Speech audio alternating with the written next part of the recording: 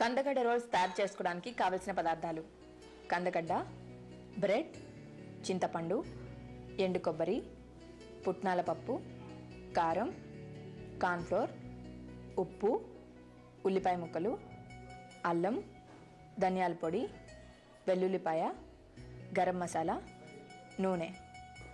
Decorate కోసం carrot ముక్కలు, ఉల్లిపాయ ముక్కలు, పచ్చిమిర్చి.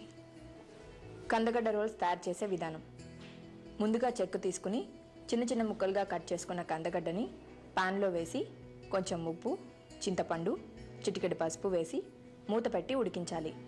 ఇలా ఉడికిన కందగడ్డ ముక్కల్ని ఒక బౌల్లోకి తీసుకుని ఇప్పుడు మిక్సీ జార్లో 4 స్పూన్స్ పుట్నాల పప్పు, ఎండు కొబ్బరి, 1 స్పూన్ అల్లం వెల్లుల్లి పేస్ట్, 1 స్పూన్ కారం, అర స్పూన్ గరం మసాలా, కొంచెం ఉప్పు, అర స్పూన్ ధనియాల పొడి వేసి గ్రైండ్ చేసుకోవాలి. ఈ మిశ్రమాన్ని ఉడికించుకున్న కందగడ్డ ముక్కల్లో వేసి మళ్ళీ దీన్ని మెత్తగా గ్రైండ్ చేసుకోవాలి. ఇలా గ్రైండ్ అయిన తర్వాత ఆ మిశ్రమంలో కొద్దిగా బ్రెడ్ పౌడర్, కార్న్ఫ్లోర్ వేసి గట్టిగా కలుపుకోవాలి.